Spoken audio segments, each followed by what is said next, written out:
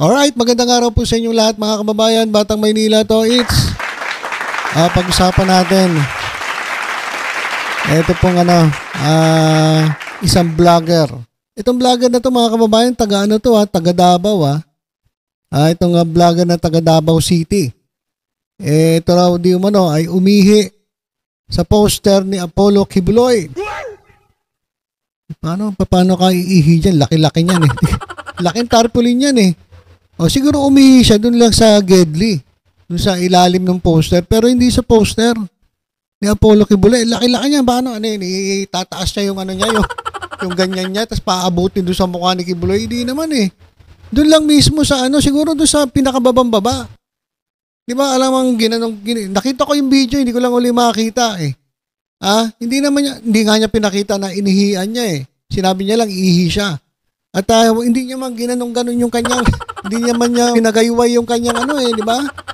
Para umabot sa mukha ni Kibuloy. Ang laki-laki niyang billboard na yan eh. So itong vlogger na to, para lang daw magka-content, umihi dun sa gilid lang ng poster ni Kibuloy, diyan sa malaking tarpaulin. At ang nangyari,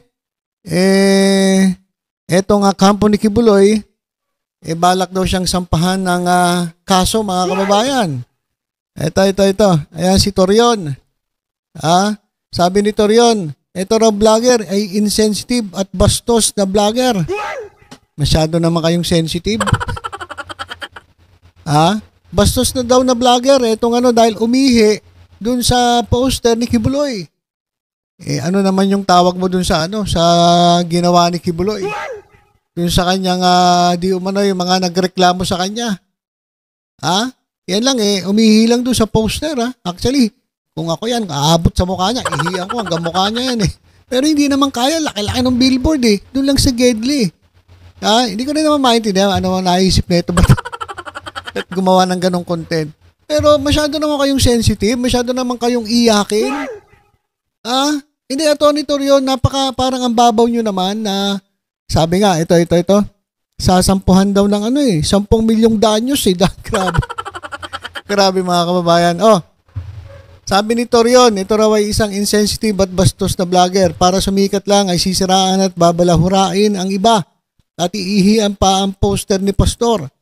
Mahaba ang pasensya ni Pastor of ACQ, ni Pacquiao. Pero ako na mismo ang magpapaalam sa kanya na filean ito ng criminal case for grave oral defamation, offending religious feelings, yung pag-ihi niya sa poster ni Pastor.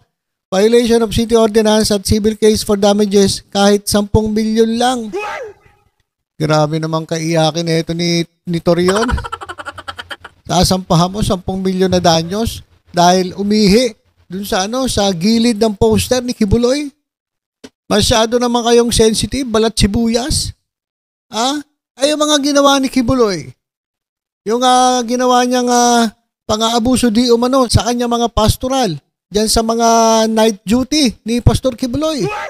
Hindi ka nagre-react, Atty. Torion. At in fact, pinagtatanggol mo pa si Kibuloy. Pero ito, grabe, inihian lang Siguro galito siguro kay Pacquiao mga kababayan, kay Kibuloy, biruin nyo. Taga Davao to taga Davao City. Siguro galit kay Kibuloy kaya gumawa ng content na ihian niya yung mukha ni Kibuloy. Pero actually hindi naman mukha ang naihian kasi sobrang laki nun So hindi po lahat ng taga Davao talaga ay sumusuporta dito kay Kibuloy. Maraming galit kay Kibuloy. At isa na tong vlogger na ito. Na ngayon dahil siguro nakita nila may mga kontento na kontra kay Kibuloy kaya siguro gusto nilang bawian at sampahan ng damages, 10 milyon, grabe, umihi lang. Bakit? Yung ginawa ba ni Kibuloy?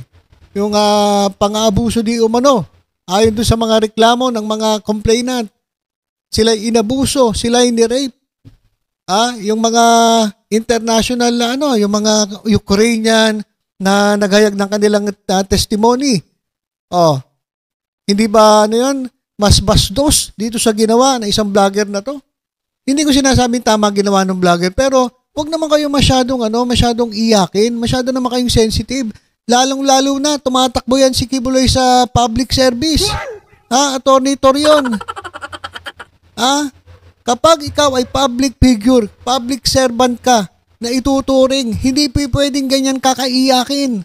Hindi ka pwedeng ganyan kabalat sibuyas, na ihian lang yung iyong poster, magsasampa ka ng kaso. Ano lang to, sumisip-sip to kay Kibuloy eh. Sumisip-sip lang tong abogadong ito eh. Hindi naman pala si Kibuloy yung nagpakaso eh. Siya lang ang may gustong kasuhan. Dahil sobrang sip-sip. Saka ito Atty. Torion, makinig ka. Hindi pa nananalo yung hindi pa nananalo yung kandidato mo, si Kibuloy. Ganyan ka na kayabang, ganyan ka na re-recommenda ng filing ng kaso. Hindi pa kayo nananalo. Paano na lang kapag kayo nanalo? Paano na lang halimbawa, nanalo si Kibuloy, naging senator. Di mas lalo ka nang yumabang sigurado. Lahat na lang ng kokontra, sasampahan mo ng kaso kasi nakapwesto na kayo. Ngayong pangalang nakulelat kayo, hindi kayo pumapasok sa survey. Kandidato pa lang. Ganyan na kayo.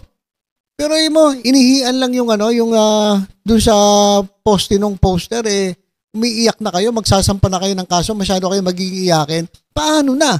Kung manalo pa yan, di mas lalo ka nang yumabang. Diba, Torion? Wala rin to.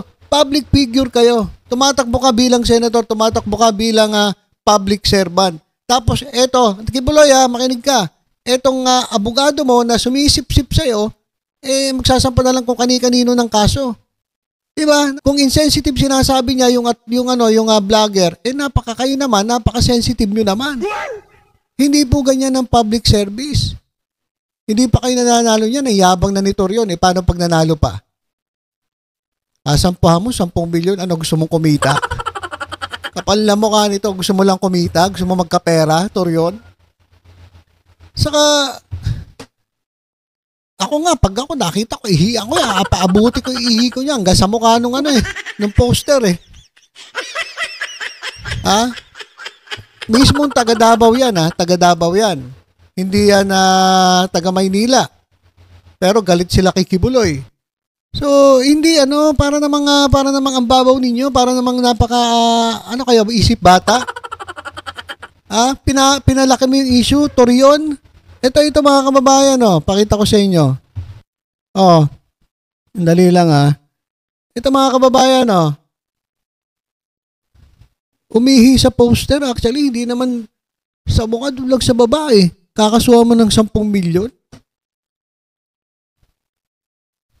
Ngayon pa lang hindi pa nananalo yan, ganyan na kayabang yan si Torion. Paano na? Kung eto manalo, di mas lalo na parang nasa langit yan si Torion. Siguro super hambog na yan mga kababayan. Sobrang sip-sip Sobrang sip-sip kay Kibuloy. At gusto niyang sampulan. Iyakin ka pala Paano na lang pag nanalo kayo? Hindi kayo pwede maging iyakin. Public service ang pinapasok ninyo. Abogado tuloy. Abogado ka? Tapos ganyan kababaw. Pati ba naman yung pag-ihi, city ordinance, papatulan mo. So ito si Torion, sumisip-sip lang kay Kibuloy at gusto raw sampahan ng kaso. Itong vlogger ay naghahayag lang naman ang kanyang damdamin. Kaya lang ibang style. Ibang style din itong vlogger na ito. Ito mga kababayan ano mas malala? Dito sa ginawa ng vlogger, umihilang doon sa gilid sa may poste ng poster o malaking tarpaulin ni Kibuloy. Kaysa dito, ito Torion, makinig ka. Panoorin mo pala to. Masyado kang iyakin, Torion Ito. Ang ginawa dito mga kababayan, ayan po yung miniature ni Sara Duterte at ni Bongbong Marcos. At yung coke, may coke dito. Ang ginawa nito, yan, panoorin natin, susunugin yung susunugin si yung figurine ni PBBM. Ito, inihian lang yung poster yung Ito, matindi. Talagang sinunog at nagsasalita habang sinusunog. Ito figurine ni PBBM. Ito, panoorin natin. Ihan mo na yung bangag na yan. Yan. Yung mga walang kwentang tao yan. Yan. Yung mga traitor sa bayan. Dapat yan, nililiyaban na yan. Yan. Diba, Sara? Yan o, yan ang provider sa'yo. Oh. Yan ang provider sa'yo. Hayop na yan. Sunugin na yan. Traitor yan eh. Ayan o. Yan. Basta mga traitor sinusunog. Diba? Ito lang tayo. Sara lang tayo. Hinday. Yan, bangag na yan. Yan, Sara, sindihan mo na yung bangag na yan. Okay. Tingnan nyo mga kababayan ha. Ayan yung ginawa ng isang panatiko ni Sara Duterte. At galit na galit kay Presidente Bongbong Marcos. At pati ba naman yung figurine. Pinagdiskitahan. At nagsasalita siya. Ito raw ang si PBBM ang tormaidor kay Sara Duterte. Parang baliktad ata, kapatid. Dahil ang tormaidor diyan sa kanilang unity may si Sara Duterte. Pinangunahan ng mga Duterte. Puro paninira. Tapos ito, ayan mga kababayan, sinunog oh. Yan. Ayan Yung mga walang kwentang tao yan. Walang kwentang tao daw. Yan. Oh. Yung mga traitor sa bayan. Dapat Traitor yan, daw sa nililiyaban bayan. na yan. Yan. Diba, Sara? Yan o, yan ang provider sa'yo. Ang gumagawa nito mga yan ang adik. provider sa'yo. Hayop Mga na yan. panatiko ni Sunugin na Duterte. yan. Ayan Okay, tingnan niyo paano kung ganyan yung ginawa ng vlogger? Halimbawa, sinindihan yung figurine o litrato ni Kibuloy. Di siguro mas lalo kang umiyak, Torion. Diba? Baka mas lalo kang umiyak. Ha? Diba, Kibs? Di mas lalo kayo nag-iyakan. Mismo sinusunog yung figurine. Nagre-represent kay Presidente Bongbong Marcos. Sinunog. Dahil traitor daw. Yung vlogger, alam ko, nung umiihi, wala naman siyang sinasabi against Kibuloy Hindi ko lang alam kung may mas maraming video pa, kung mas mahaba. Kasi yung napanood ko lang, parang paano daw umihi sa gilid ng... Ewan ko rin dun sa tulongge sa vlogger na yun, naisip niya makagawa lang ng content. Pero sa tingin ko, galit siya kay Kibuloy. Kaya umihi siya dun sa billboard ni Kibuloy. Kung pinakita niya yung mukha niya, tapos umihi siya. So isang kanyang pagpapakita ng hindi pagsuporta kay Kibuloy. At parang sinasabi niya, ihian lang kita. Pero ito, mga kababayan, sinunog. Sinunog yung representation, yung parang figurine ni Presidente Bongbong Marcos. Ano mas malala dyan, Torion? Yung ginawa nung sinusunog yung figurine ni Marcos o yung pag-ihi ng vlogger? Kibuloy pa, Torion. Masyado kayong sensitive. Hindi pwede ganyan sa politika, oy. Hindi pa kayo nananalo niyan. Paano pag nanalo na kayo? Di mas lalo nang yumabang ka. At lahat na lang kakasuhan mo. Ito longest din pala to si Torion Huwag ka masyadong iyakin, attorney. Kapag nanalo, di mas lalo na kayong gano. Kaya wag niyo iboboto yan, mga kababayan. Ngayon pa lang, mayabang na. Ngayon pa lang, nagsasampa na ng kaso kung ano para laban dun sa kanyang kandidato. Public service yan, pinapasok ninyo. Merong karapatan ang taong bayan na magpakita ng kanilang mga hinanaing o kanilang mga pananaw dun sa isang kandidato. Siguro inihian niya dahil ayaw niya kay Kibuloy. Tapos dahil lang dun sasampa mo 10 milyong danyos. Ano gusto mo kumita? Wala ka naman pera, Torion. Bakit gano'n ang style ninyo? Sabihin na natin, nagsorry nga nagsorry itong vlogger. Siyempre natakot siya Biruin mo, sabi ni Torion, 10 milyon, pagkakapirahan pa siya. Kaya siguro sinabihan siya, sige, public apology ka at hindi kita kakasuhan. Siguro yung sabi ni Torion, kaya nag-public apology yung vlogger. Pero, paano na lang? Kung manalo pa si Kibuloy, di mas lalo nang yumabang yan si Torion at lahat ng kukontra kay Kibuloy, pwede nilang kasuhan. Pangit yung ganyan. Huwag nating ilagay yan sa Senado. Iyakin pala itong mga ito. Walang kwenta. Hindi kayo pwede yan sa public service kasi mga iyakin kayo. Sasampahan nyo ng kaso pag kumontra sa inyo, ano ba tinatakbo nyo? Public service yan. Anong gusto nyo? Halimbawa, nanalo, itong si Kibuloy, ito si Pacquiao. At meron kung may question sa kanya na sinasabi, saan mo dinala yung pera? Halimbawa lang. Ano mangyayari? Kakasuhan mo agad, Torion? Pag ganyan, wala kayo talagang pag-apag-asa. Ngayon pa lang sinasabi ko, mga kababayan, ilaglag nyo to, huwag nyong hayaang pumesto to dahil ngayon pa lang, mayayabang na, ngayon pa lang, nagkakaso na. Public service yan. Karapatan ng taong bayan na pumuna sa inyo.